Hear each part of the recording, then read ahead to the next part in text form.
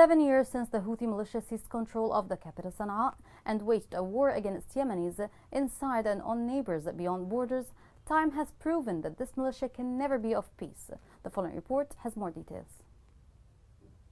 7 years after the Houthis staged a coup in Yemen and seized control of Yemen's capital Sana'a on September 21st, 2014, the organization is under military and political pressure as the world catches wind of its grievous human rights violations, both locally and internationally. The group received 3 blows in less than 2 weeks, the first of which came from the United Nations Security Council, which designated the Houthis as a terrorist organization, imposing a weapons embargo on the militia. The General Secretariat of the Council of Arab Interior Ministers and the EU then designated and blacklisted the Houthis. Najib Ghallab, the Undersecretary of the Yemeni Ministry of Information, said Houthis are now besieged and exposed. The world is fed up with them, and their group's maneuvers and gambling have reached a dead end. Their actions are moving towards maximizing human tragedy and prolonging the war. The Houthis followed a tactic of fleeing ahead in the face of rising forces,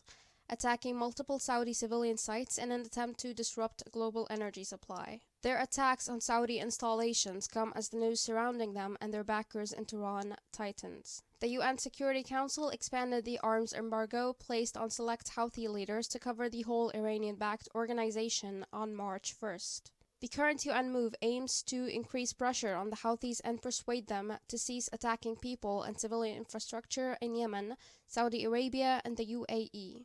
The UNSC justified the implementation of a global arms embargo on the Houthis by citing the group's involvement in acts that jeopardize Yemen's peace, security, and stability. The UN agency slammed the Houthis for taking part in attacks in Yemen against people and civilian infrastructure. It further chastised the Houthis for enforcing a policy of sexual repression and brutality against working and politically engaged women. The recruiting of juvenile soldiers and the instigation of racism and sectarian bloodshed are among the other heinous acts done by the Iran-backed group.